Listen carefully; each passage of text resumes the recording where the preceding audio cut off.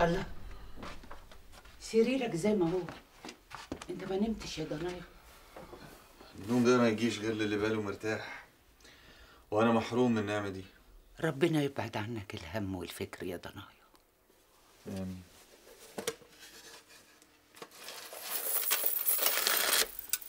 خد يا شاهين. ايه ده يا أم؟ امسك يا ابني، بيعي العقد ده وفلوسه حطها على الفلوس اللي انت محوشها، وهات لك مركب صغير، وربنا يبارك لك في اللي تجيبه. خليه معاك يا أم. دي الحاجه الوحيده اللي فضلالك من ريحه ابويا الله يرحمه، وانا استحاله هنخليك تبيعيه مهما حصل. مفيش حاجة فضلالي إلا أنت يا شاهين، مفيش حاجة تانية يا ضنايا. أنت أغلى وأهم حاجة عندي في الدنيا. اطمني، اسكندريه مليانه مراكب، احسن واكبر من مراكب حسان وفؤاد كمان.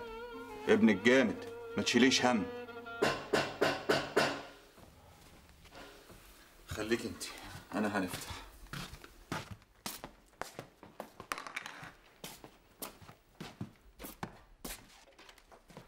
السلام عليكم. وعليكم السلام. اهلا يا عم ابو الفضل. كنت عاوزك في كلمتين يا شاهين. طبعا، اتفضل، ده انت تؤمر. الله يخليك.